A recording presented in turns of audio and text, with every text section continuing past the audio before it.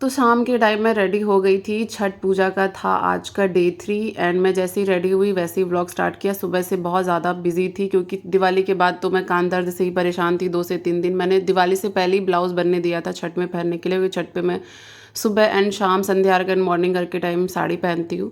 And रास्ते में के हमारे लिए चाय लाए थे क्योंकि हमने कुछ भी खाया नहीं था, नाश्ता वगैरह नहीं किया था। एंड आते इसका यूँ नानी के पास गई एंड मैं मेरे बच्चों के पास आई। मेरे 3 भतीजे हैं एंड तीनों मुझसे बहुत बहुत ज़्यादा प्यार करते हैं। मैं आपको क्या बताऊँ, इतना अटेंशन देते हैं मुझे। एंड इकलौती बुआ हूँ आफ्टर ऑल मैं। तो यहाँ पे सब देखो मेरे इर्द गिर्द ही घूम रहे हैं। उसके बाद खाना वाना खाया एंड सो गई। मॉर्निंग में मुझे ठेकुआ का महक आया 9 बजे मेरे बेडरूम में।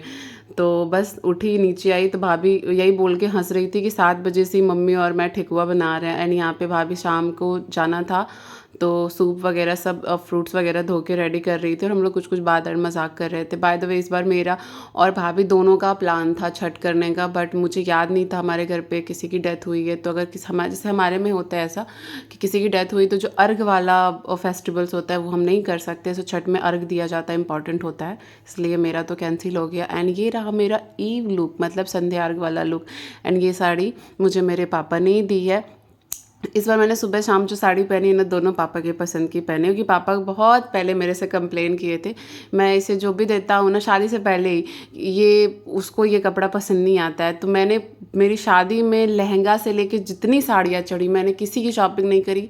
मैंने पहले ही सोचा था जो पापा देंगे मेरे लिए मैं वही पहनूंगी एंड जो ला देंगे वही मैं एक्सेप्ट करूँगी, कुछ भी रिटर्न नहीं होगा। बट कुछ कुछ साड़ी उन्होंने सेम लाया था तो मैंने बस इतना बोल दिया था कि पापा ये सेम सेम है, आप इसको एक रिटर्न करके बस दूसरा डिज़ाइन ले आओ। एंड ये रेस स्काई मम्मा के साथ मैचिंग मैचिंग, मम्मा और पापा दोनों के साथ स्काई मैचिंग करी थी। और मतलब सबने ट्यूनिंग कर रहा था, मैंने स्काई ने एंड पापा ने, सबने एक दूसरे से ट्यूनिंग करा हुआ था। तीनों की मैचिंग कलर की आउटफिट थी, लेकिन मेरा स्काई का न्यू था। एंड पापा के पास अगर उस कलर का होता है आउटफिट तो फिर वो नहीं लेते हैं, फिर वो वही पहन लेते हैं। अगर नहीं होता है तो फिर वो खरीदते हैं, नहीं तो वो नहीं खरीदते। एंड यहाँ पे मेरी मम्मी बेचारी छठ, मतलब उससे हो नहीं पाता, उसके घुटने में इतना ज़्यादा पेन है, आप उसके फेस से देखो वो एक राउंड नहीं घूम पा रही है। इसलिए मैंने और भाभी ने डिसाइड करा था इस बार मम्मी को नहीं देंगे करने।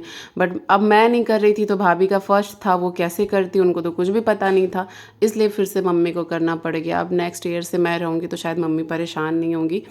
तो ये रहा मेरा ईव लुक, मतलब संध्या अर्घ वाला लुक, जो आप लोगों ने जिसको बहुत सारा प्यार दिया, thank you so much. And इसके बाद हम लोग घर के लिए निकल गए अर्घ वगैरह दे के।